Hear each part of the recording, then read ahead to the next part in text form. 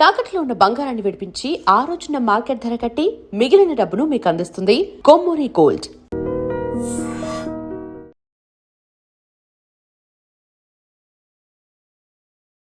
నమస్తే, నేను Kavitha. Welcome to I dream news and నిజాలు. వీర్ సావర్కర్కి భారతరత్న ఇవ్వాల్సిందే. భారతదేశంలో అచ్చే దిన్ అనేది బీజేపీ వల్ల రాలేదు, దాని వెనకాల ఆర్ఎస్ఎస్ ఉంది, అందువల్లే అచ్చే దిన్ వచ్చాయి అంటూ ఆర్ఎస్ఎస్ చీఫ్ మోహన్ భాగవత్ కీలకమైనటువంటి వ్యాఖ్యలు చేశారు. యాక్చువల్గా 100 ఏళ్ళు కంప్లీట్ అయిన తర్వాత చేసినటువంటి ఈ ప్రసంగంలో బాలీవుడ్ ప్రముఖులు ఎందుకంతా ప్రాముఖ్యత వహించారు, వారంతా ఎందుకు అటెండ్ అవ్వాల్సినటువంటి అవసరం వచ్చింది, అందులోనూ ఇప్పటిదాకా ట్రెడిషనల్గా ఉన్నటువంటి ఆర్ఎస్ఎస్ వాలంటీర్లు కాకుండా డిఫరెంట్ ఫీల్డ్స్లో ఉన్న వాళ్ళందరినీ ఎందుకని ఆ సభలకి ఇన్వైట్ చేస్తున్నారు. మనతో పాటుగా ఉన్నారు సీనియర్ జర్నలిస్ట్ సురేష్ కొచతిల్ గారు. సార్ నమస్తే. సో ఆర్ఎస్ఎస్ అనగానే ఆర్ఎస్ఎస్ చీఫ్ మోహన్ భాగవత్ ఆయన చేసేటువంటి ప్రసంగాలు కావచ్చు, కీలకమైనటువంటి వ్యాఖ్యలు గుర్తొస్తాయి. అందులోనూ పర్టికులర్గా ఆర్ఎస్ఎస్ వాలంటీర్లను ఉద్దేశించి ఆయన చేసేటువంటి వ్యాఖ్యలు. బట్ ఈసారి మాత్రం ఆ స్ట్రాటజీ కంప్లీట్గా మార్చినట్టున్నారు.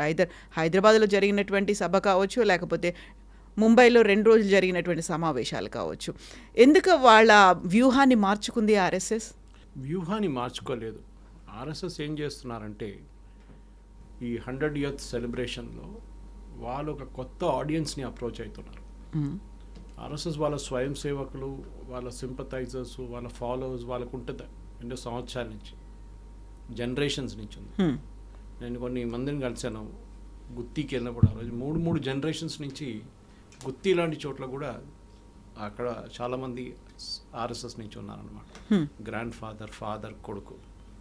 ఇప్పుడు నడుస్తున్న ఈ వ్యాఖ్యాన్మాల అని అంటారు, ఇది 2 రోజుల సభలు. ఇది హైదరాబాద్లో కూడా జరిగింది.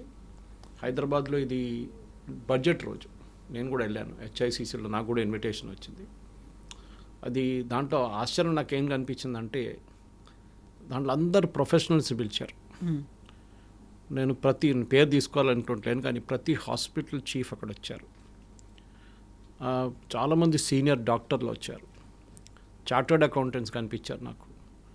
టాప్ నాచ్ లాయర్స్, హైకోర్టు, సుప్రీంకోర్టులో ప్రాక్టీస్ చేసిన మన తెలంగాణ, తెలుగు స్పీకింగ్ స్టేట్స్ ఉన్న వాళ్ళు కలిచారు అక్కడ. ప్రతి స్పోర్ట్స్ ఫీల్డ్ నుంచి చాలామంది ఉన్నారు. ఒలింపియన్స్ కనిపించారు నాకు.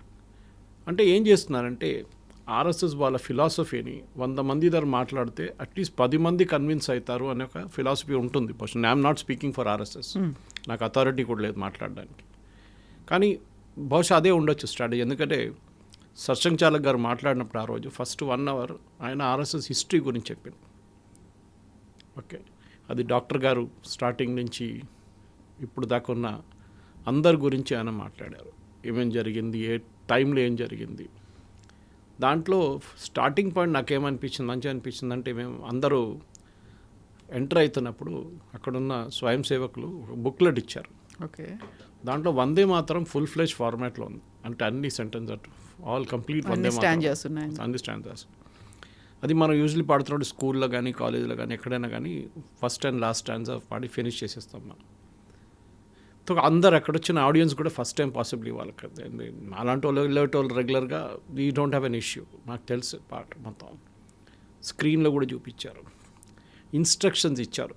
సత్సంగ్ చాలక్ గారు వచ్చే ముందు ఒక్క ఫోటో కూడా తీసుకోకూడదు, ఒక్క వీడియో కూడా ఆ పర్టికులర్ ఈవెంట్ది హాల్ లోపల ఉన్న ఒక్క వీడియో కూడా నేను చూడలేదు, ఒక ఫోటోగ్రాఫ్ కూడా చూడలేదు. యూజువలీ మన వాళ్ళు ఎవరైనా వెళ్తే ఫోటోలు తీస్తారు, వీడియోలు వేస్తారు. నేను అక్కడ వెళ్ళాను, సెల్ఫీలు తీస్తారు.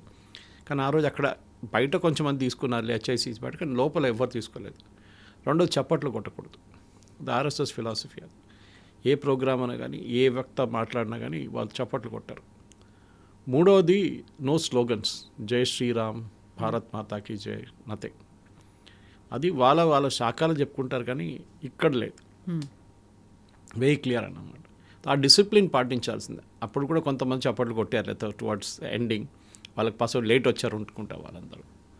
కానీ నాకు మంచిగా అనిపించింది ఒకటి, అది ఉండే 1 అవర్ ఆయన మాట్లాడిన తర్వాత సత్సంగ్ చాలక్ గారు అక్కడ హెచ్ఐసిసిలోనే ఇంకో చిన్న రూమ్ ఉంది అక్కడ ఆయన వెళ్ళి కొంతమందిని కలిశారు, కొంచెం రెస్ట్ తీసుకున్నారు. దాని తర్వాత 15-20 నిమిషాలు అందరు టీ బ్రేక్ తర్వాత అందరు రిటర్న్ వచ్చినప్పుడు క్వశ్చన్ ఆన్సర్ సెషన్ ఉండే. ఈ క్వశ్చన్స్ ముందే ఒక లింక్ పంపించి ఇన్వైటీస్కి అందరికీ నాలంటే లింక్ పంపించి అడిగారు, మీకు ఏమైనా ప్రశ్నలు ఉంటే అడగచ్చు. వాళ్ళ ప్రశ్నలన్నీ కంప్లీట్గా కంపైల్ చేసి ఆ క్వశ్చన్స్ సర్సంగ్ చాలక్ గారికి ఇచ్చారు. సో ఆయన అది ఆన్సర్ చేశారన్నమాట. ఏంటి క్వశ్చన్స్, ఒక్కొక్క ప్రశ్నకి చాలా డీటెయిల్గా మాట్లాడారు. ఇన్ఫ్యాక్ట్ లంచ్ టైం ఎక్స్టెండ్ అయింది. లంచ్ టైం 12 బ్రేక్ 12:30కి ఉండే. నేను అక్కడ 1:15 కూడా ఉన్నప్పుడు దాకా వాళ్ళ లంచ్ బ్రేక్ కాలేదు. ఆ రోజు బడ్జెట్ సెషన్ ఉండే అని చెప్పి నాకు చాలా మటుకు న్యూస్ ఛానల్స్కి వెళ్ళాల్సి వచ్చింది. సో లాస్ట్ 15-20 నిమిషాలు బహుశా మిస్ అయిపోయాను నేను అక్కడ. కానీ నాకు మంచిగా ఏమనిపించింది అంటే, సరే హిందూ రాష్ట్రం గురించి మాట్లాడారు, వై హిందూయిజం అని మాట్లాడారు, మిగతా రిలీజన్స్ గురించి మాట్లాడారు, ఇండస్ అని పేరు ఎక్కడి నుంచి ఉందని మాట్లాడారు. చాలా మటుకు ఒక ఆర్ఎస్ఎస్ బిలీఫ్ అండ్ ఫిలాసఫీ తీసుకొచ్చారు బయటికి. నేను చెప్పినట్లు 100 మందిలో 10 మంది కన్విన్స్ అయితే కూడా I think they won their battle. ఎందుకంటే ఒక మిస్ఇన్ఫర్మేషన్ క్యాంపస్ సంఘ్ గురించి ఎప్పుడు ఉంటుంది. అవును, వీళ్ళు ఏంటి హార్డ్ కోర్ హిందుత్వ, హిందూ రాష్ట్రానికి వీళ్ళు ట్రై చేస్తున్నారు భారతదేశం. ఇన్ఫ్యాక్ట్ నిన్న జరిగిన ముంబైలో జరిగిన దాంట్లో కూడా వ్యాఖ్యానాలలో చాలా క్లియర్గా సత్సంగ్ చాలక్ గారు చెప్పారు, మన హిందూ రిలీజన్ అనేది ఎంత బ్రాడ్ మైండెడ్ అనుకోండి, that we accepted a religion like Christianity also, which is more of a machinery religion.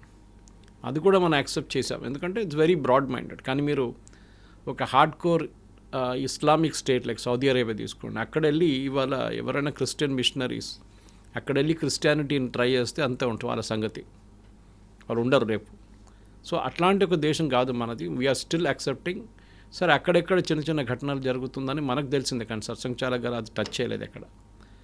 కానీ I think it's very broad mind. దాని తర్వాత ఈ ఫిలిం స్టార్స్తో ఏదో మీటింగ్ జరిగింది అంటున్నా, that I'm not privy to that knowledge, నాకు తెలియదు ఏం జరిగిందని. కానీ కొంతమంది చెప్పారు, మీరు కూడా అడిగారు నా ద్వారా, బహుశా జరిగి ఉండొచ్చు ఫిలిం స్టార్స్తో. కానీ ముంబైలో జరిగిన ఈవెంట్ వాజ్ మోర్ పబ్లిక్. దాంట్లో ఫిలిం స్టార్స్ చాలామంది అటెండ్ అయ్యారు, కరణ్ జోహర్ కానీ సల్మాన్ ఖాన్ లాంటి వాళ్ళు అటెండ్ అయ్యారు అనమాట. సో ఎస్, అక్కడ కూడా ఒక బ్రాడ్ మైండెడ్ అప్రోచ్ తీసుకురావడానికి reaching out to the other part of the society. ఎందుకంటే హిందూ అనే ఒక మనిషికి సంఘ్ అంటే తెలుసు వాళ్ళకి. అండ్ సంఘ్లో పైకి వచ్చిన వాళ్ళందరూ, సంఘ్లో చాలా సంవత్సరాల నుంచి ఉన్న వాళ్ళు, వాళ్ళకి స్వయం సేవకు తెలుసు సంఘ్ అంటే ఏంటి అనేది. మేమంతా చిన్నప్పుడు కాచిగూడలో ఉంటుండే, ఆ టైంలో పక్కనే కాలేజ్ ఉండే, అక్కడ గ్రౌండ్ ఉండే, శాఖలు నడుస్తుండే అక్కడ. దాని తర్వాతనే బర్కత్పూర్లో కేశవ నిలయం మొదలైంది, కన్స్ట్రక్షన్ మొదలైంది. కానీ ఇప్పుడు కూడా ఆర్ఎస్ఎస్ ఏం చేస్తుందని చాలామందికి తెలియదు. ఆర్ఎస్ఎస్ అని ఒక ఆర్గనైజేషన్ అనుకుంటా కాదు, సేవాభారతి ఉంది దాంట్లో. అది కాకుండా చాలా ప్రజ్ఞాభారతి ఇలాంటి ఆర్గనైజేషన్స్ ఈ హెల్త్ గురించి డీల్ చేసే చాలా శిశు మందిర్లు ఉంది, ఏకల్ విద్యాలయాలు. There are about 30 to 40 organisation Sangh కింద పనిచేస్తుంది. ఇండిపెండెంట్ ఆదివాసీ కళ్యాణం చాలా ఉన్నాయి అట్లాంటిది. తో మన ఇక్కడ కిస్మత్పూర్ వైపు ఒక శిశు మందిర్, అక్కడ చాలా బాగుంది. అది గట్కేసర్ వైపు ఒకటి ఉంది.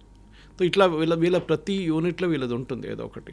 వాళ్ళ ఇన్వాల్వ్మెంట్, ఫర్ ఎగ్జాంపుల్ రాకా సుధాకర్ లాంటి వాళ్ళు, రాకా సుధాకర్ సార్ నార్త్ ఈస్ట్లో ఎంత పనిచేశారంటే అనొకరుగా చాలామంది అట్లా వాళ్ళు పనిచేసిన దానికే ఇప్పుడు బీజేపీకి నార్త్ ఈస్ట్లో చాలా మటుకు పట్టొచ్చింది, ఎస్పెషల్లీ త్రిపుర లాంటి రాష్ట్రాలు, అస్సాం లాంటి ప్లేస్లో. వాళ్ళు ఏం చేశారంటే, ఇంగ్లీష్లో ఒక సేయింగ్ ఉంది, if you can't beat them join them అని. క్రిస్టియన్ మిషనరీస్ ఏం చేస్తారో వాళ్ళు బహుశా అదే రిపీట్ చేశారు. క్రిస్టియన్ మిషనరీస్ యూజువల్ ఏం చేస్తారంటే, మీకు ఎడ్యుకేషన్ కావాలన్నా, ప్రైమరీ ఎడ్యుకేషన్, మీ పిల్లల్ని మా స్కూల్ పంపించండి, మా కాన్వెంట్ ఉంది, ఫ్రీగా ఎడ్యుకేషన్ ఇస్తాం. కాలేజ్కి వచ్చిన కాలేజా, మేము మా కాలేజ్ ఉంది, మీరు మీ పిల్లల్ని కాలేజ్ పంపించండి, ఫ్రీ ఎడ్యుకేషన్. తర్వాత మీకు ఏదైనా మెడికల్ హెల్ప్ కావాలన్నా, మెడిసిన్ కావాలన్నా, లేకుంటే డాక్టర్ చూడాలన్నా, మా మెడికల్ కాలేజ్ ఉంది, అక్కడ రండి, ఫ్రీ. ఈవెన్ బీఎడ్ చేస్తున్నప్పుడు కూడా వాళ్ళ ఎడ్యుకేషన్ ఇన్స్టిట్యూషన్స్ ఉంటుంది. సో వాళ్ళు ఏం చేశారంటే ఎడ్యుకేషన్ని మొత్తం ఒక లెవెల్లో తీసుకొచ్చి హిందూ ఆడియన్సెస్ కూడా వాళ్ళు ఆఫర్ చేయడం మొదలుపెట్టారు. దాంట్లో కొంతమంది ఇంప్రెస్ అయ్యి కన్వర్ట్ అయిపోయారు దాని నుంచి. వాళ్ళు తప్పట్లేదు. ఈ కన్వర్జన్ కూడా చాలా మటుకు ఆర్ఎస్ఎస్కి ఒక ప్రాబ్లంగానే మిగిలిపోయింది చాలా సంవత్సరాల నుంచి. ఇప్పుడు కూడా మీరు చూస్తుంటారు, యాంటీ కన్వర్జన్ లాస్ తీసుకొచ్చారు, 12 రాష్ట్రాలు తీసుకొచ్చారు బీజేపీ రూల్ స్టేట్స్. అది ఇప్పుడు సుప్రీంకోర్టులో ఛాలెంజ్ ఉంది. కానీ సర్సంగ్ చాలక్ గారు మాట్లాడితే ఏమన్నారంటే, యూనిఫామ్ సివిల్ కోడ్ తీసుకొచ్చే ముందు మీరు హ్యావ్ ఎ బ్రాడ్ డిస్కషన్. ఆయన ఉత్తరాఖండ్ గురించి ఒక ఎగ్జాంపుల్ ఇచ్చారు. ఉత్తరాఖండ్లో ఏం జరిగింది, బ్రాడ్ డిస్కషన్ జరిగిన తర్వాతనే దాన్ని తీసుకొచ్చారు వాళ్ళు. That is why it was accepted. మీరు పుష్ చేయకండి మీ నెరేటివ్ని, మీరు ఫస్ట్ సొసైటీని మొత్తం ఇన్వాల్వ్ చేసి మాట్లాడండి. That is obvious. ఎందుకంటే మోదీ గారు ట్రిపుల్ తలాక్ కానీ, ఆర్టికల్ 370 కానీ ఇట్లాంటి చట్టాలు తీసుకొచ్చినప్పుడు కూడా ప్రాబ్లం లేకుండా, ఎందుకంటే చాలా మటుకు బ్రాడ్ డిస్కషన్ జరిగింది. దాని తర్వాత నా చట్టం తీసుకొచ్చారు. ఈవెన్ ముస్లిం కమ్యూనిటీలు కూడా ట్రిపుల్ తలాక్ మహిళల నడిమిలో చాలా మటుకు యాక్సెప్టబిలిటీ వచ్చింది. ఎందుకంటే వాళ్ళకు ప్రొటెక్షన్ లాగా వచ్చింది. అది షాబాను జడ్జ్మెంట్ తర్వాత రాజీవ్ గాంధీ గారు మొత్తం ఆ రూలే మార్చేశారు. కానీ దాన్ని మళ్ళీ మోదీ గారు తీసుకొచ్చిన తర్వాత మహిళలు, అట్లీస్ట్ ముస్లిం మహిళలు చాలామంది సపోర్ట్ చేయడం మొదలుపెట్టారు. అది కాకుండా ఆయన మాట్లాడుతూ అచ్చే దిన్ ఎవరు తీసుకొచ్చారని అడిగారు. అది ఒక పాయింట్ ఆఫ్ డిబేట్ ఉండబోతుంది ఇంకా కొన్ని రోజులు బీజేపీ సర్కిల్స్లో. సో అది ఎవరి క్రెడిట్ అనేది, ఇప్పుడు బీజేపీయా ఆర్ఎస్ఎస్ అనేది? అది సర్సంఘ్ చాలక్ గారు ఏం చెప్పారంటే అది ఆర్ఎస్ఎస్ క్రెడిట్. ఆర్ఎస్ఎస్ వైపు నుంచి బీజేపీకి వెళ్ళింది అచ్చే దిన్. అది చాలా ఒక బ్రాడ్ డిస్కషన్. అది ఇంట్రెస్టింగ్, చాలా ఇంట్రెస్టింగ్. ఎందుకంటే మోదీ గారు అచ్చే దిన్ ఆయంగే అని చెప్పి ఆ స్లోగన్ ఫస్ట్ తీసుకొచ్చారు ఎలక్షన్ క్యాంపెయిన్లో. అచ్చే దిన్ వచ్చింది. అచ్చే దిన్ ఎవరు తీసుకొచ్చారనేది ఇప్పుడు ఒక క్రెడిట్ కోసం నేను చెప్తే క్రెడిట్ తీసుకోవడానికి చాలా అటెంప్ట్ చేస్తున్నాను. దాంట్లో సంఘ్ కూడా అంటాను మేమే చేయించామని. మనం అర్థం చేసుకోవాల్సింది అంటే కవిత గారు, సంఘ్ నుంచి ఆయన చెప్పారు కూడా సత్సంగ్ చాలక్, మా వైపు నుంచి discipline is the most important. అది మీరు ఏ బయటకు వెళ్ళినా కానీ, సంఘది ఏ శాఖకి వెళ్ళినా కానీ టైమింగ్ అంటే టైమింగ్. వాళ్ళు 5 గంటలకు మొదలు పెడతారంటే 5 గంటలకు మొదలు పెడతారు, నాట్ 5:01. ఇది ఒక దసరా మిలన్లో, దసరా టైంలో వాళ్ళ నాగ్పూర్లో పెద్ద ఒక రూట్ మార్చ్ ఉంటుంది. సర్సంఘ్ చాలక్ గారు మాట్లాడతారు, ఒక విఐపి వస్తారు విజయదశమి రోజు. ఆ రోజు జరిగిన ఒక ఫంక్షన్లో 3-4 సంవత్సరాల ముందు జనరల్ వికే సింగ్ని పిలిచారు, రిటైర్డ్. ఆయన అప్పుడు మినిస్టర్గా ఉన్నారు. పిలిస్తే వికే సింగ్ గారు యాజ్ యూజువల్ లైక్ ఏ మినిస్టర్ ఒక 10-15 మినిట్స్ లేట్ వచ్చారు. ఆయన్ని వెనక కూర్చోబెట్టారు, నాట్ ఇన్ ద ఫ్రంట్ రో. ఫ్రంట్ రోలో సీట్ ఉండే ఆయనకి. లేట్ వచ్చారని చెప్పి they made him SIT right at the back. వెనక కూర్చోబెట్టి అక్కడి నుంచి ఆయన మాట్లాడిన కూడా ఇవ్వలేదు. సో ఈ గాట్ ద మెసేజ్. సంఘ్ అనేది ఏదో, ఈవెన్ వాళ్ళు, మీరు బిలీవ్ చేయరు కవిత గారు, వాళ్ళ చప్పుర్లు బయట అరేంజ్ చేస్తారు వాళ్ళు, ఫుట్వేర్ చూడాలి, లైన్లో ఉంటుంది పర్ఫెక్ట్. సి ముస్లిం ఆర్గనైజేషన్ కానీ కొన్ని క్రిస్టియన్స్ ఆర్గనైజేషన్ ఆర్ఎస్ఎస్ని క్రిటిసైజ్ చేస్తారు. సరే, they have a right to criticise, అంటే ప్రాబ్లం లేదు. కానీ ఆర్ఎస్ఎస్ అనే ఒక ఫిలాసఫీని, రాష్ట్రీయ స్వయం సేవ, వీళ్ళు ఇండిపెండెన్స్ మూమెంట్లో వీళ్ళు పార్టిసిపేట్ చేయలేదే. ఒక కల్చరల్ ఆర్గనైజేషన్ ఉండే ఆర్ఎస్ఎస్ అరుణ అసఫ్ అలీ అంటే వాళ్ళని ప్రొటెక్షన్ ఇచ్చారు ఇండిపెండెన్స్ టైంలో, ప్రీ ఇండిపెండెన్స్ మూమెంట్లో. అదంతా మర్చిపోతున్నారు. ఆర్ఎస్ఎస్ పొలిటికల్ ఆర్గనైజేషన్ కాదు. అక్కడ civil disobedience movement, RSS national ఫ్లాగ్ని, పతాకాన్ని ఎగురవేయట్లేదు. ఎగ్జాక్ట్లీ 1990s వరకు కూడా నాగపూర్ కేంద్ర కార్యాలయంలో అన్లెస్ అంటిల్ సుప్రీంకోర్టు ఇచ్చినటువంటి ఆర్డర్స్ని బేస్ చేసుకుని అప్పటిదాకా మాత్రమే, అంతకుముందు అంతా కాషాయ ధ్వజాన్ని ఎగరేసుకున్నారు, వాళ్ళకంటూ ఒక జెండా ఉంది కాబట్టి. నవీన్ జిందల్ గారు వేసిన ఒక పెటిషన్ ఉండేది. ఎందుకంటే అప్పుడు దాకా only August 15th and January 26th, maximum October 2nd, ఈ 3 రోజులే, యాక్చువల్లీ 2 రోజులే మీరు ఫ్లాగ్, మీరు పతాకాన్ని ఎగురవేయచ్చు అనమాట. దాన్ని రూల్ మార్చారు. సుప్రీంకోర్టు జడ్జిమెంట్ వచ్చిన తర్వాత ప్రతి మనిషి వాళ్ళ ఇంట్లో రోజు కూడా ఫ్లాగ్ కోడ్ ఫాలో చేయాలంతే. ఫ్లాగ్ కోడ్ అంటే ఏం లేదు, సాయంత్రం కాగానే ఫ్లాగ్ని యాక్చువల్లీ కిందికి దింపాలి 6:30, as sunset happens, before sunset దాని కిందికి తీసుకురావాలి. నెక్స్ట్ డే మార్నింగ్ మళ్ళీ, దానికి చాలా రూల్స్ ఉన్నాయి. చినిగిపోయిన ఫ్లాగ్ ఇది పతాకం వేరకూడదు, చాలా మటుకు రూల్స్ ఉన్నాయి దాన్ని, అదని ఫాలో చేయాల్సింది. కానీ ఆర్ఎస్ఎస్ చీఫ్ ఏమంటున్నా, ఆ టైంలో కూడా ఆర్గ్యుమెంట్ ఇదే వచ్చింది, వీళ్ళు పార్టిసిపేట్ చేయలేదు, వీళ్ళు ఫ్రీడమ్ మూమెంట్లో పార్టిసిపేట్ చేయలేదు, వీళ్ళందరూ ఎస్కేపిస్టులు అని చెప్పేసి. అది తప్పు. శ్యామాప్రసాద్ ముఖర్జీ ఎక్కడి నుంచి వచ్చారండి? You the part of Nehru cabinet. వీళ్ళందరూ రైట్ వింగే, that is no doubt about. Jan Sangh founders వాళ్ళందరూ. కానీ ముందు నెహ్రూ క్యాబినెట్లో ఉండే కదా శ్యామాప్రసాద్ ముఖర్జీ గారు. ఆయన దాని తర్వాతనే మనకు తెలుసు he had a very unfortunate death in Kashmir. అట్లా చాలా మటుకు సంఘ్ది బిల్డప్ ఓవర్ ద ఇయర్స్ చాలా ఫ్యాసినేటింగ్. ఎందుకంటే మనం రతన్ శారదా గారు రాసిన పుస్తకాలు కొన్ని ఉన్నాయి, దాంట్లో కూడా మనకు చాలా మటుకు డీటెయిల్స్ వస్తుంది, ఏం చేశారు సంఘ్, ఎప్పుడు చేశారు, ఎందుకు చేశారు అనేది. సో వాళ్ళ ఫిలాసఫీ వాళ్ళకు ఉంది. కానీ ఇప్పుడు సర్సంఘ్ చాలక్ గారు ఏం చేస్తున్నారంటే ఒక బ్రాడ్ మైండెడ్ అప్రోచ్ తీసుకొస్తున్నారు. సంఘ్ అనేది క్లోజ్ డోర్ ఆర్గనైజేషన్ కాదు, మేము వీఆర్ ఓపెన్ టు స్క్రూటినీ, మీరు మా ఫిలాసఫీ ఇదే అని మేము ఎక్స్ప్లెయిన్ చేస్తున్నాం, మీకు నచ్చితే మీరు మా సంఘ్ బయటకి రావచ్చు, శాఖలకి రావాలని చెప్పట్లేదు, మీ బయటకు రావచ్చు. బయటకు వచ్చి బయటకులో చాలామంది రెగ్యులర్గా ఉంటుంది. మా ఏరియాలో అల్వాల్లో రెగ్యులర్గా అక్కడ 2 శాఖలు ఉన్నాయి అక్కడ మన దగ్గర, కానీ అక్కడ రెగ్యులర్గా నడుస్తూనే ఉంటుంది, బయటక్స్ ఉంటుంది అన్నమాట. ఇట్లాంటి పరిస్థితులు ఈ బయటక్స్ అంతా నడుస్తున్నప్పుడు చాలా మటుకు విఐపీస్ని పిలుస్తారు, పెద్ద పెద్ద స్పీకర్స్ని పిలుస్తారు, ఒక వాల్యూ అడిషన్ ఉంటుంది. నేను చూసాను చాలామంది కాలేజ్ యంగ్స్టర్స్ కూడా ఇట్లాంటి మీట్స్కి వస్తారు. ఇప్పుడు మనం భజన్ క్లబ్బింగ్ అని విన్నాం మనం. మన్ కీ బాత్లో ప్రధానమంత్రి కూడా మాట్లాడారు దాని గురించి.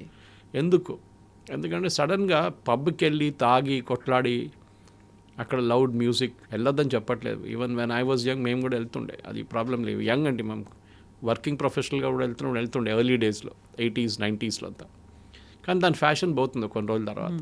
సో ఒక ఇస్కాన్లో నడుస్తున్న ఒక హిందూ రివైవలిజం కానీ సద్గురు జగ్గి వాసుదేవ్, శ్రీ రవిశంకర్ ఇట్లాంటి వాళ్ళు తీసుకొస్తున్న ఒక యంగ్స్టర్స్ని తీసుకొస్తున్న కాన్సెప్ట్ కూడా సర్సంఘ్ చాలక్ గారు ట్రై చేస్తున్నారు. దానికోసం ఆ రోజు అక్కడ కలిసిన ప్రొఫెషనల్స్ చాలామంది, నేను ఇవాళ దాకా ఆర్ఎస్ఎస్ ఫంక్షన్లు ఎప్పుడు చూడలేదు, వాళ్ళని ఫస్ట్ టైం కనిపించారు. సో ఆర్ఎస్ఎస్ ఫౌండింగ్ ఎట్లా వచ్చింది, వాళ్ళు ఎందుకు ముందుకు వచ్చారు, వాళ్ళు ఏమేమి చేశారు అన్నీ మొత్తం డీటెయిల్ అవుట్ చేశారు. బహుశా అదే ప్రతి సిటీలో వాళ్ళు చేస్తున్నారు ఇప్పుడు. అయితే ఇప్పుడు మిగతా డిఫరెంట్ ఫీల్డ్స్లో ఉన్న వాళ్ళు ఎమినెంట్ పర్సనాలిటీస్ అక్కడ అటెండ్ అవుతే ఓకే, బట్ బాలీవుడ్ ప్రముఖుల్ని కూడా పిలిచారు అంటే బాలీవుడ్ని సాఫ్రనైజ్ చేయాలనేటువంటి ప్రయత్నం ఆర్ఎస్ఎస్ చేస్తోంది. అందుకే వాళ్ళందరినీ ఇన్వైట్ చేశారు. ఇప్పటిదాకా వాళ్ళు ఇన్విటేషన్ రాలేదు, వాళ్ళు ఎవరు పార్టిసిపేట్ చేయలేదు అనేది గుప్పిట్లో పెట్టుకునే ప్రయత్నం చేస్తోందా? ఇట్లాంటి బయటకుల ముందు జరగలేదు. మీరు చూస్తే అక్కడెక్కడ ఉండొచ్చు, కానీ ఇట్లాంటి బ్రాడ్, ఎందుకంటే 100 years అనగానే ఒక ల్యాండ్ మార్క్ సంఖ్య. 100 years సెలబ్రేట్ చేయడంలో వాళ్ళు రెగ్యులర్ ఆడియన్స్కి తెలుసు. మేము శాఖకి వెళ్తున్న వాళ్ళు కానివ్వండి, మిగతా వాళ్ళకి అందరూ ఆర్ఎస్ఎస్ అంటే ఏంటి తెలుసు. ఓకే, సదావత్సలే రాతృభూమి అని పాడుకుంటే మేము వెళ్ళిపోతాం అట్లనే. అది కాకుండా కాషాయ జెండా అది ఉంటుంది ఒకటి. సో అదంతా శాఖలు కానీ దాంట్లో లాఠీలు ఎట్లా యూజ్ చేస్తారు, ఇదంతా ఉంటుంది, దండా ఎట్లా యూజ్ చేస్తారనేది. కానీ బయట ఉన్న వాళ్ళకి తెలియదు ఏంటి, వాళ్ళకి మిస్అండర్స్టాండింగ్ ఉంది. ఆర్ఎస్ఎస్ అనగానే ఓ బాబ్రీ మస్జిద్, రైట్స్, అది ఇది అని చెప్పి తీసుకొస్తారు. చాలా హార్డ్ కోర్ హిందూతో మాట్లాడతారు, హిందూ దేశం గురించి మాట్లాడతారు. నార్త్ ఈస్ట్లో చూడండి, ఛత్తీస్గఢ్లో చూడండి. సత్సంగ్ చాలక్ దగ్గర ఒక చాలా ఇంట్రెస్టింగ్ క్వశ్చన్ అడిగారు ఎవరో.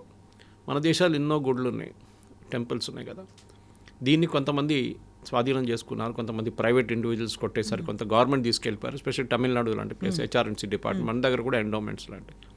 మనం ఈ ప్రజల నడిమిట్లో మళ్ళీ గుడికి తీసుకురావాలంటే, అంటే డివోటీస్ కోసం తీసుకురావాలంటే ఏం చేయాలని సత్సంగ్ చాలక్ దగ్గర అడిగారు. ఆర్ఎస్ఎస్ ఏం చేస్తారని. సో సత్సంగ్ చాలక్ గారు చాలా మంచిగా ఆన్సర్ ఇచ్చారు. ఏం చెప్పారంటే, అది మా పని కాదు, దానికి విశ్వ హిందూ పరిషత్ ఉంది, మీరు వాళ్ళ దగ్గర మాట్లాడండి. వాళ్ళు ప్రజలతో మాట్లాడి ఎక్కడెక్కడ టెంపుల్స్ ఉన్నాయి, ఎక్కడెక్కడ గుళ్ళు ఉన్నాయి, వాళ్ళు దాని గురించి మాట్లాడి ప్రజలకి మళ్ళీ అదే డివోటీస్ మేనేజ్ చేసేట్లు తీసుకురావాల్సి వస్తుంది. దాంట్లో చాలా లోపాలు ఉండే ముందు, దానికైతే గవర్నమెంట్ టేక్ ఓవర్ చేశారు. ఇప్పుడే తమిళనాడులో చూస్తున్నాం మనం, ఈ 2 ఫ్యాక్షన్స్ కొట్టుకుంటున్నాయి ఒక టెంపుల్ కోసం. అది మద్రాస్ హైకోర్టుకు వచ్చింది, అది ఒక జడ్జి ముందు ఉందన్నమాట డిసిషన్ కోసం. అట్లాంటి చాలా ఇష్యూస్ ఉన్నాయి మన దగ్గర. ఇప్పుడు విహెచ్పి చూసుకోవాలి అనుకున్నప్పుడు గ్లోబల్ హిందూ ఒక ఆర్గనైజేషన్ లాగా ఏర్పడాలి, వాళ్ళందరూ యూనిటీ అవ్వాల్సినటువంటి అవసరం ఉంది అనే మాట ఎందుకన్నారు మరీనా? కావాలి కదా, ఎందుకు? ఇప్పుడు నేను బ్యాంకాక్లో ఉన్నప్పుడు అక్కడ ఆర్ఎస్ఎస్ అని చెప్పారు, అక్కడ బయట ఉన్న అవుట్ సైడ్ ఇండియా హెచ్ఎస్ఎస్ అని చెప్తారు. అక్కడ కూడా శాఖలు ఉండే. ఎవ్రీ సండే బ్యాంకాక్లో ఒక పార్క్లో శాఖ నడుస్తుండే. I use to go for it. కానీ అక్కడ ఆర్ఎస్ఎస్ది యాంథమ్ కానీ మిగతా ఏం పాడరు అక్కడ. ఎందుకంటే అక్కడ రాజా ఉన్నారు ఒకరు, you have to respect him, is authority. మొన్ననే శాంతివనంలో ఇక్కడ హైదరాబాద్లో చాలా పెద్ద ఒక సమ్మేళనం జరిగింది. లోకంలో అన్ని చాలా మంది కంట్రీస్ నుంచి ఇక్కడికి వచ్చారన్నమాట. చాలామంది డెలిగేట్స్ వచ్చారు, హెచ్ఎస్ఎస్ డెలిగేట్స్. ఆర్ఎస్ఎస్ ఏం ట్రై చేస్తున్నా అంటే హిందూ ఫిలాసఫీ. ఇప్పుడు నిన్న మోదీ గారు మలేషియాకి వెళ్ళినప్పుడు మీరు చూసుంటారు, తమిళంతా ఏకం చేస్తుంది మనల్ని. ఈవెన్ రామాయణ లాంటి అక్కడ ఉంటుంది రామాయణ. థాయిలాండ్కి వెళ్ళండి, వియట్నాంకి వెళ్ళండి, కంబోడియాకి వెళ్ళండి, ఆ రామాయణ ఇంపాక్ట్ ఉంటుంది. మహాభారతం మీకు ఎక్కువ కనిపిస్తుంది, రామాయణం కనిపిస్తుంది అక్కడ డిఫరెంట్ డ్యాన్స్ ఫామ్స్లో. అంటే మీరు Suvarnabhumi airport Bangkok, Samudramanthan airport నడిమిట్లో చాలా పెద్దది ఒకటి. ఆలోచించండి, ఇట్స్ అ బుద్ధిస్ట్ కంట్రీ. సముద్రం అంతా ఎక్కడి నుంచి వచ్చింది అక్కడ. మన దగ్గర పెట్టారనుకోండి, ఢిల్లీ ఎయిర్పోర్ట్లోనే, ఒక హైదరాబాద్ ఎయిర్పోర్ట్లో, అంతే సంగతి. కథ మొత్తం గొడవ అయిపోతుంది. సెక్యులరిజం పోయింది, అది పోయింది, ఇది పోయింది అంటారు. సో సంఘ్ ఒక అవుట్రీచ్ చేస్తున్నారు. ఈ అవుట్రీచ్తోని వాళ్ళు, మీరు ఫిలిం స్టార్స్ని ఎందుకు ఇన్వైట్ చేస్తారు, ఎందుకు ఇన్వైట్ చేయకూడదు, నా లాజిక్ అది ఉంటుంది. సరే, సాఫ్రనైజేషన్ నడుస్తుంది బాలీవుడ్లో అంటే, కేరళ ఫైల్స్ వచ్చినప్పుడు కాంట్రవర్సీ ఉంటాయి. I was involved with that. ఆ ప్రొడ్యూసర్స్తో నేను కూడా కపుల్ ఆఫ్ పాడ్కాస్ట్ చేశాము, యూఎస్ రిలీజ్ టైంలో మాట్లాడాము. దాని తర్వాత మనం దురంధర్ సినిమా వచ్చినప్పుడు అదే కాంట్రవర్సీ వచ్చింది. అదేంటి మళ్ళీ హిందూ యూనో ఇస్లామోఫోబియా తీసుకొచ్చారు వీళ్ళు, ఇస్లామోఫోబియా చేస్తున్నారు కావాలని. అంటే లేదు, జరిగిన ఇన్సిడెంట్ చూపించడం తప్పేం లేదు. ఇప్పుడు కేరళ స్టోరీ కూడా వచ్చినప్పుడు ఎంత పెద్ద కాంట్రవర్సీ ఎందుకు ఉందంటే, ఆ దాంట్లో 3 మహిళల నుంచి 33,000 మహిళలు అని చెప్పినప్పుడు ఆ కాంట్రవర్సీ. 33 మహిళలు, 33,000 మహిళలు ఎక్కడ వెళ్ళారు? కేరళ హైకోర్టులో 1991లో అప్పుడున్న డైరెక్టర్ జనరల్ ఆఫ్ పోలీస్ ఒక అఫిడవిట్ ఇచ్చారు, మా దగ్గర 6,000 మంది అమ్మాయిలు ఇవాళ కనిపించకుండా పోయారు ఇప్పుడు దాకా అని చెప్పి. 6,000 1991లో. We are in 2026. ఆ ఫిలిం రిలీజ్ అయింది 2023-24 టైంలో. అప్పుడు డెఫినెట్గా 33 ఉండొచ్చు కదా. ఈవెన్ ఢిల్లీలో మిస్ అయింది అంటున్నారు, చాలా ప్లేసెస్ నుంచి మిస్ అవుతారు. కేరళ నుంచి డైరెక్ట్ ఐసిస్ జాయిన్ చేసిన చాలామంది ఉన్నారు. It's on record. Chief minister Achuthanandan చెప్పారు, అప్పుడున్న చీఫ్ మినిస్టర్ సిపిఎంది. సో దాంట్లో తప్పేం లేదు. I mean you have to acknowledge. Saffronisation అంటే ఏంటి? ఇప్పుడు మీరు హైదర్ అనే సినిమా ఒకటి వచ్చింది, మీరు చూసుంటారు. It was in and out against anti Hindu. కేరళలో ఎంపురా అనే ఒక సినిమా వచ్చింది, మీరు చూసుంటారు, మోహన్ లాల్ అండ్ పృథ్వీరాజ్ సుకుమార్. దాంట్లో విలన్ పేరు బజరంగి, హిందూ. ఆయన గుజరాత్ నుంచి వచ్చిందంట విలన్. కేరళకు వచ్చి గొడవ చేయడానికి ట్రై చేస్తే అక్కడున్న హిందువులు అడ్డుకొని ఆయన్ని తరిమి కొట్టారు అక్కడి నుంచి. తో హిందూ ఈజ్ అ విలన్. అది ఎందుకండి అట్లా చూపిస్తున్నారు? అసలు దాని గుజరాత్ రైట్స్లో, గుజరాత్ రైట్ అందరికి తెలిసింది జరిగింది, ఎక్కడ మొదలైంది with Godhra. It started. Godhra చూపించకుండా గోద్రాని ఒక 10 సెకండ్లు చూపించేసి డైరెక్ట్ గుజరాత్ రైట్స్కి వెళ్ళిపోయారు ఆ సినిమాలో. చాలా మటుకు మనం చూసాం, మోదీ గారిని, అమిత్ షా గారిని గుజరాత్ రైట్స్లో ఇంప్లికేట్ చేయడానికి వీళ్ళందరూ ట్రై చేసిండు. సిబిఐ డైరెక్టర్ కార్తికేయన్ గారు కూడా అప్పుడు చెప్పిండు, వీళ్ళు they was an implication, directly చేయాలని చెప్పి ఆర్డర్ వచ్చింది పైనుంచి. మరి అందరూ తెలిసి ఎవరు పంపించారు ఆర్డర్ ఢిల్లీ నుంచి అని. కానీ జరగలేదు. Director general of police Sreekumar, Nambi Narayana గారిని అరెస్ట్ చేసిన మనిషి, he was the one who was appointed to go after Modi. కానీ జరగలేదు. సరే, మనం ఈ సాఫ్రనైజేషన్ ఆఫ్ బాలీవుడ్ అనగానే ఇప్పుడు హిందూ తెలుగు సినిమాకి వచ్చారు. ఇక్కడ చెప్పండి నాకు ఎన్ని సాఫ్రన్ మూవీస్ వచ్చింది? బాహుబలి రాగానే అరే అది హిందూ మూవీ అయిపోయింది. హనుమాన్ వచ్చింది, అది కూడా హిందూ. ఒక ఆడియన్స్ ఉంది దానికి, మీరు అంగీకరించాల్సిందే. ఒక ఆడియన్స్ ఉంది. ఆడియన్స్ ఉన్నప్పుడు ఎందుకు ప్రొడ్యూస్ చేయరండి? You make an Islamic movie, nobody is objecting. రేపు చేయండి మీరు. కానీ ఎంతమంది ఇస్లామిక్ క్యారెక్టర్స్ మీకు దొరుకుతారు అట్లాంటివి? బికాజ్ ఇస్లాంలో they don't allow any object identification. అది వాళ్ళ దాంట్లో చాలా క్లియర్. ప్రాఫిట్ అని ఒక పెయింటింగ్ కూడా చేయలేరు మీరు, ఒక క్యారికేచర్ కూడా చేయలేరు, లేకుంటే ఒక ఐడల్ కూడా చేయలేరు. So there is no identification. So Islam గురించి చేస్తున్నట్టు చేయండి డెఫినెట్గా, if nobody is objecting. చాలా సినిమాలు వచ్చినాయి అట్లాంటిది. వేర్ ఏం చెప్తారు, ఒక బాలీవుడ్ ఇప్పుడు షారూఖ్ ఖాన్ సినిమాలు తీసుకోండి, దురంధర్ కన్నా ముందు వచ్చిన సినిమాలు కొన్ని ఉన్నాయి, టైగర్ షాప్ చేసిన సినిమాలు కొన్ని వచ్చినాయి. అన్నిట్లో చూడండి villain will always be a Hindu. ఎందుకంటే అట్లా, లేకుంటే ఇండియన్ ఏజెంట్, ఇండియన్ రా ఏజెంట్ ఒక విలన్గా తయారై పాకిస్తాన్ ఐఎస్ఐ ఏజెంట్, ఇండియాలో ఉన్న ఇంకొక ఏజెంట్ కలిసి ఈ ఇండియన్ రా ఏజెంట్ని మొత్తం ఫినిష్ చేసేస్తారు. Why can't it be Pakistani ISI agent అండి? ఇది మనం అడగాల్సిందే. ఒక అబ్జెక్టిఫికేషన్ నడుస్తుంది అన్నమాట. సో సంఘ్ని కరెక్షన్, సంఘ్ పర్సెప్షన్ కరెక్ట్ చేయడానికి సర్సంఘ్ చాలక్ గారు చాలా సిటీస్కి వెళ్ళినప్పుడు స్పోర్ట్స్ పర్సనాలిటీస్ని కలవచ్చు, ఫిలిం పర్సనాలిటీస్. ఫిలిం వాళ్ళకి ఒకటి ఉంటుంది, కవిత గారు, వాళ్ళు ఇన్ఫ్లుయెన్స్ చేసే ఒక ఆడియన్స్ ఉంటుంది ఎప్పుడు. ఓకే, ఒక చిరంజీవి గారు కానీ ఇప్పుడు తెలుగు ఫిలిం ఇండస్ట్రీలో, or Mohan Lal or Mammootty Malayalam film industry, or anybody for that matter in Tamil film industry, వాళ్ళు ఇన్ఫ్లుయెన్స్, రజనీకాంత్ లాంటి వాళ్ళు వేరే ఇన్ఫ్లుయెన్స్ చేసి చాలా ఉంటుంది. అండ్ డెఫినెట్లీ వాళ్ళు ఆ రోల్ ప్లే చేసినప్పుడు దాన్ని రియల్ లైఫ్ కూడా కొంతమంది తీసుకుంటారు. సో బాహుబలి వచ్చినప్పుడు కూడా అడిగారు, ఇది అంటే ఏంటి, ఇది ఎందుకు చూపిస్తారు ఇట్లా, why so much of Hinduism in that? లేదు, అక్కడేం లేదు అట్లాంటిది. అట్లాంటివి చూస్తే చాలా సినిమాలు వచ్చి ఉంటుంది. భోజ్పురిలో చూడండి ఎన్నో సినిమాలు వస్తాయి అట్లాంటివి. But we never see that Bhojpuri films అని. జోధా అక్బర్ వచ్చినప్పుడు ఎవరన్నా అడిగారండి why Jodha Akbar? Akbar real picture అప్పుడైతే ఫోటోగ్రఫీ లేదనుకోండి ఆ టైంలో, కానీ అక్బర్ అట్లా లేడు, హ్యాండ్సమ్గా లేడు అసలు. ఇవి ద డార్క్ గై, ఒక లింప్ ఉండే ఆయన కాల్లో నడుస్తున్నప్పుడు. కానీ మనకు చూపిస్తుంది ఏంటి, హృతిక్ రోషన్ చూడండి how beautiful he was. Akbar ఏం చేశాడని చెప్పట్లేదు, 33,000 మహిళలు పిల్లలు జోహార్ చేసుకున్నారు రాజస్థాన్లో when the heard Akbar is coming. 33,000 doctor owe me రాసిన బుక్ ఉన్నాయి, చూడొచ్చు. దాంట్లో చాలా డీటెయిల్గా రాశారు ఎక్కడ జరిగింది, ఏం జరిగింది, ఎంతమంది జోహార్ చేసుకున్నారు. బికాస్ ఆయన వస్తే అంతే సంగతి అని తెలిసిపోయింది వాళ్ళకి. కానీ అప్పుడు కూడా మన హిస్టరీ బుక్స్లో ఏం చెప్తారు, అక్బర్ ద గ్రేట్. నేను చెప్తా ఫస్ట్ కరెక్షన్ చేయాల్సింది అక్కడ హిస్టరీ బుక్స్లో. ఫిలిం స్టార్స్ని పిలవడము, డాక్టర్స్ని కలవడము, చార్టర్డ్ అకౌంటెంట్స్ని కలవడం, మిగతా వాళ్ళని కలవడం, ఇట్స్ ఓకే. అది వాళ్ళ ఫిలాసఫీ వాళ్ళు ప్రొపగేట్ చేస్తున్నారు, దాంట్లో తప్పేం లేదు. ఇప్పుడు మన దగ్గర దియోబంద్ ఉంది యూపీలో. దియోబంద్ ఫిలాసఫీ మీకు ఐసిస్లో కూడా కనిపిస్తుంది. ఓకే, మీకు పాకిస్తాన్లో బాలాకోట్ మనం స్ట్రైక్ చేసాం చూడండి, that is based on Deoband philosophy. మొన్న ఇరాన్ నుంచి వాళ్ళ లీడర్ వచ్చినప్పుడు మీరు చూసుంటారు, ఈ వెంట్ టు దియోబంద్. ఎందుకంటే వాళ్ళకి ఒక సెమినరీ అది. వాళ్ళ ఫిలాసఫీ, వాళ్ళ స్ట్రాటజీ, వాళ్ళ ఏం చెప్తారు, వాళ్ళ టీచింగ్స్ అంతా మనం బిలీవ్ చేయక్కర్లేదు, కానీ there is a system there. అక్కడ ఇప్పుడు మన ఫిలాసఫీ వీటి గురించి మాట్లాడుకున్నప్పుడు ప్రతిసారి వీర్ సావర్కర్ వస్తారు. వీర్ సావర్కర్కి భారతరత్న ఇవ్వాలి అనేటువంటి ఒక డిమాండ్ గతంలో కొంచెం ఆలోచనలు ఉండేవి. మహారాష్ట్రలో దాన్ని మేనిఫెస్టోలో కూడా పెట్టుకున్నారు. బట్ ఆర్ఎస్ఎస్ చీఫ్ దగ్గర నుంచి రావడం ఆ మాట అంటే చాలా వరకు అక్కడే డిఫరెంట్ ఒపీనియన్ అనేది కనిపిస్తోంది కదా. తప్పేముందండి, ఎంతమంది వీర్ సావర్కర్ గురించి చదివారు చెప్పండి. కాంగ్రెస్ వాళ్ళు చెప్పుకుంటే ఎప్పుడు ఏం పోతారు, వీర్ సావర్కర్ గారు అపాలజీ లెటర్ రాశారు బ్రిటిష్ పట్టుకుంటే వదిలేశారు, అట్లేం జరగలేదు.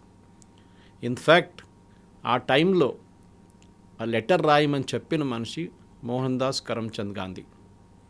చాలామంది లెటర్ రాశారు బ్రిటిష్ వాళ్ళు. బికాస్ గాంధీ ఏం చెప్పారంటే, సవర్కర్ బయట ఉంటే బాగుంటుంది, సవర్కర్ జైల్లో ఉండకూడదు. నాకు చెప్పండి కవిత గారు, ఛాలెంజ్ చేస్తాను నేను, ఒక్క కాంగ్రెస్ లీడర్, ఆ టైంలో ఉన్న కాంగ్రెస్ లీడర్ ఒక్కరైనా 10 సంవత్సరాలు సవర్కర్ అండమాన్స్లో కాలాపానీలో సఫర్ చేసిన టార్చర్ 10 సంవత్సరాలు అక్కర్లేదండి, 2 సంవత్సరాలు ఎవరైనా చేశారు? నెహ్రూ 5 స్టార్ అకామిడేషన్ ఉన్నారు అల్మారాలో, గాంధీని ఆగాఖాన్ హౌస్లో పెట్టారు. వీరెవరైనా జైలుకి వెళ్ళారా? హార్డ్ కోర్ అది. కాలాపానీ అనగానే మనకు తెలుసు అక్కడ ఏమేమి జరుగుతుందని. అంతా డాక్టర్ విక్రమ్ సంపత్ బుక్ ఉంది, రీసెర్చ్ చేసిన, చాలా బాగా రాశారు ఆయన. You should read it. అప్పుడే మీరే అంటారు, అరే భారతరత్న ఫస్ట్ ఇవ్వాల్సింది వీర్ సావర్కర్ గారికి. అంత కష్టపడ్డారు ఆయన. గాంధీని చంపినటువంటి వీర్ సావర్కర్ బిలాంగ్స్ టు ఆర్ఎస్ఎస్ వాడు అయినందువల్లే. గాంధీని వీర్ సావర్కర్ చంపలేదు, ఇట్ వాజ్ నాథురామ్ గోడ్సే. వీర్ సావర్కర్ కూడా ఆర్ఎస్ఎస్ వాడు అందువల్లే కాదు. వీర్ సావర్కర్ వాజ్ చాలా డిఫరెన్స్ ఆఫ్ ఒపీనియన్ ఉండే ఆర్ఎస్ఎస్తో. ఆయన హిందూ మహాసభ ఫౌండర్ ఉండే, మేజర్ డిఫరెన్స్. లండన్కి వెళ్ళినప్పుడు కూడా, లండన్లో ఇండియా హౌస్లో అక్కడున్న మేడం కామా కానీ, ఆమె ప్యారిస్కి వెళ్ళిన తర్వాత అక్కడున్న మిగతా ఫ్రీడమ్ ఫైటర్స్తో ఆయన కలిసి ఆ టైంలో చేసిన రెబెలియన్కి ఆయన అరెస్ట్ చేశారు. అప్పుడు మీకు గుర్తుంటుంది, భారతదేశానికి తుపాకీలు పంపించారు పుస్తకం లోపల పెట్టి. చాలా పెద్ద స్టోరీ అది, చెప్పుకుంటూ పోతే అది కంప్లీట్ ఎపిసోడ్ చేయాల్సి వస్తుంది దాని మీద. దాని మీదే సవర్కర్ గారు ప్యారిస్కి వెళ్ళిన తర్వాత కూడా మేడం కామే చెప్పారు, don't go back to London, మిమ్మల్ని అరెస్ట్ చేస్తారు బ్రిటిష్ వాళ్ళు, చేయనియండి అని చెప్పేసి వచ్చేసారు. ఇది కూడా ఎస్కేప్ను, ప్యారిస్లోనే ఉండొచ్చు ఆయన, ఏం కాకపోతుండే ఆయనకి. వచ్చారు తిరిగి లండన్కి వచ్చి ఆయన బ్రిటిష్ ఆఫీసర్స్ వాళ్ళని అరెస్ట్ చేశారు, కాన్స్పిరసీ కేసు అని చెప్పి, ఎక్కడో ఎవరో బాంబు వేశారు అది ఇదని చెప్పేసి. ఇదంతా నడుస్తుంది. ఐ మీన్ ఆ టైంలో జరిగిన వీర్ సావర్కర్ని ఈవెన్ గాంధీ అసాసినేషన్ ఇంప్లికేట్ చేయడానికి ట్రై చేశారు నెహ్రూ. కోర్టు ఆయన్ని రిలీజ్ చేశారు. అప్పుడు గోడ్సే చేశారు, ఎస్, గోడ్సే అని కూడా ఆర్ఎస్ఎస్ మంచి అని చెప్పారు. Godse was never RSS sympathiser, ఉండే ఒక టైంలో, కానీ దాని తర్వాత ఆయన బయటకు వచ్చేసిండు. ఇప్పుడు అట్లాంటి చాలామంది ఉన్నారు. ముస్లిం లీగ్ ఉన్న, ఇండియన్ యూనియన్ ముస్లిం లీగ్ ఉంది ఇప్పుడు కూడా కేరళలో, జిన్నా పార్టీ అది. ఇప్పుడు జిన్నా చేసిన అత్యాచారాన్ని ఇప్పుడున్న ఐఎంఎల్ కేరళ వాళ్ళని పట్టుకోవచ్చా చెప్పండి? జమైతే ఇస్లాం ఉంది మన దగ్గర, హార్డ్ కోర్ ఇస్లామిక్ వాళ్ళు ఇప్పుడు కూడా అంటున్నారు మాకు ఇండియాలో ఇస్లామిక్ నేషన్ కావాల్సిందే. ఇప్పుడు కేరళలో ఈ ఎలక్షన్కి టైప్ పెట్టుకున్నారు కాంగ్రెస్ వాళ్ళు, అక్కడ అసెంబ్లీ ఎలక్షన్. అప్పుడేమంటారండి? సో వీర్ సావర్కర్ హిస్టరీ చదవమని చెప్పండి first. I beg to remain your obedient servant అని లెటర్లో రాసేది మహాత్మా గాంధీ కూడా రాశారు. It was a usage at that time. Thanking you, your sincerely అని మనం రాస్తాం చూడండి, I beg to remain your obedient servant. Even Ratnagiri release చేసి రత్నగిరికి పంపించిన తర్వాత కూడా ఆయన హౌస్ అరెస్ట్లో పెట్టారు బ్రిటిష్ వాళ్ళు, బయటికి రానియలేదు. అంత భయపడుతుండే. ఆలోచించండి. ఎప్పుడు చెప్తాం కదా భారతదేశానికి స్వాతంత్రం తీసుకొచ్చింది మహాత్మా గాంధీ, నెహ్రూ అని కాదు. It was Netaji Subhash Chandra Bose. Clement Attlee చాలా క్లియర్గా చెప్పారు, వీళ్ళు ఎవరు కాదు, మేము ఆయన్ని భయపడి ఫ్రీడమ్ మేము సంతకం పెట్టాను నేనని చెప్పారు. You were the prime minister at that time. So హిస్టరీని కరెక్ట్ చేయాలి. వీర్ సావర్కర్ అనగానే రాహుల్ గాంధీకి పెద్ద ప్రాబ్లం. ఆయన మీద కేసు వేశారు, అపాలజైజ్ చేశాడు. ఈ శరద్ పవార్ చెప్పారు సోనియా గాంధీకి, రాహుల్ గాంధీ గారు నోరు దొరవద్దని చెప్పండి సావర్కర్ గురించి, we are getting impacted in Maharashtra ఒక్కరే కాదు. If you read his life teaching, అది మన టెక్స్ట్ బుక్స్లో ఉండాల్సింది. అది ప్రతి టెక్స్ట్ బుక్లో ఉండాలి, ఒక చాప్టర్ ఉండాలి వీర్ సావర్కర్ గురించి. ఇది కైండ్ మీరు you may have a difference opinion with this tactics, కానీ ఆ రోజు ఆయన కష్టపడింది భారతదేశాని కోసం, కాలాపానీలు వెళ్ళి ఆ 10 సంవత్సరాలు కష్టపడింది. It has to be a part of our history books. అది చేయట్లేదు. దానికోసం వీర్ సావర్కర్ అనగానే I'm not Savarkar, I'm Gandhi. ఏ గాంధీ అండి? మీ ఫాదర్ పేరు ఫిరోజ్ గాంధీ ఉండే, యు ద పార్సీ. మీరేమో ఆ గాంధీ పేరు హైజాక్ చేసుకున్నారు. మీరు ఆయన పాపం ఆయన్ని ఇంటి నుంచి తరిమి కొట్టారు వీళ్ళు, నెహ్రూ ఫ్యామిలీ. ఆయన గ్రేవ్ ఏమో అలహాబాద్లో పడి ఉంది, ఢిల్లీలో పెద్ద సమాధి లేదు ఆయనకి. ఇది మనం అడగాల్సి. Savarkar is a very colourful character. చాలా కష్టపడ్డారు. 10 సంవత్సరాలు ఆయన బ్రదర్ ఇద్దరు. It's real shocking history. ఆయన చదివితే, మీరు ఆ బుక్స్ చదివితే కూడా చాలా మటుకు మరాఠీలో ఉంది ఆయన బుక్స్ అంతా. You should really read it. మనం అది చదివిన తర్వాత డిబేట్ చేయమని చెప్పండి. I'm ready to debate with anybody on Savarkar. ఎవరైనా రమ్మని చెప్పండి, ఫ్యాక్ట్స్తో డిబేట్ చేయాలంతే. ఎగ్జాక్ట్లీ. మనం వీర్ సావర్కర్ మీద ఇంకొక భారతరత్న ఇవ్వాల్సిందే ఫర్ మై ఒపీనియన్. ఎస్, ఎందుకంటే చాలామందికి ఇచ్చారు, నేను పేర్లు తీసుకొని, కానీ చాలామంది యూజ్లెస్ థర్డ్ రేట్ క్యారెక్టర్స్ కూడా పద్మశ్రీలు, పద్మభూషణ్లు ఇచ్చారు మన దేశంలో. కొంతమంది జర్నలిస్టులు డబ్బులు తీసుకొని రాస్తున్న వాళ్ళు కూడా, రాజ్దీప్ సర్దేశాయ్, బర్ఖాదత్, ఇట్లాంటి శేఖర్ గుప్తా ఇట్లాంటి వాళ్ళు కూడా ఇచ్చారు. ఎవరిచ్చారండి ఇట్లాంటి పద్మ అవార్డ్స్ వాళ్ళకి? And definitely by all means Bharat Ratna Savarkar గారికి ఇవ్వాల్సిందే. అంబేద్కర్ గారికి ఎప్పుడు ఇచ్చారని చెప్పండి భారతరత్న? ఇదే కాంగ్రెస్ వాళ్ళని అడగాలి నేను. వాళ్ళ ఫ్యామిలీలు అందరికీ ఇచ్చుకున్నారు. దాని తర్వాత అంబేద్కర్ గారు గుర్తొచ్చారు, అది కూడా బీజేపీ హయాంలో. తర్వాత వాళ్ళు ప్రెషర్ పెట్టిన తర్వాతనే భారతరత్న వచ్చింది. ఇది మనం this is my blood boils ఉంటాయి. ఎందుకంటే సావర్కర్ అనగానే ఆయన కష్టపడినది ఇట్స్ నాట్ ఈవెన్ డిస్క్రైబ్ చేయలేము మనం. అంత టార్చర్ చేశారు బ్రిటిష్ వాళ్ళు ఆయన్ని, అంత టార్చర్ చేశారు ఆయన్ని, ఆయన బ్రదర్ ఇద్దరిని అక్కడ జైల్లో, అండమాన్స్లో, కాలాపానీలో. ఎస్ సార్, మనం ఫర్దర్గా కూడా వీర్ సావర్కర్ గురించి డెఫినెట్గా మాట్లాడుతుంది. Okay, thank you very much. Thank you so much. Thank you. నిజంగా ప్రస్తుతం ఉన్నటువంటి సమాజం దేనికి ప్రయారిటీ ఇస్తుంది? ఆర్థిక సంబంధాల చుట్టూ మాత్రమే తిరుగుతోంది. మళ్ళీ ఎన్నికలంగానే చాలా విరక్తి కలుగుతాను. మంచి అనిపిస్తుంది కదా, లేడీస్ కూడా ఛాలెంజింగ్ జాబ్స్ చేసినప్పుడు చాలా బాగుంటుంది.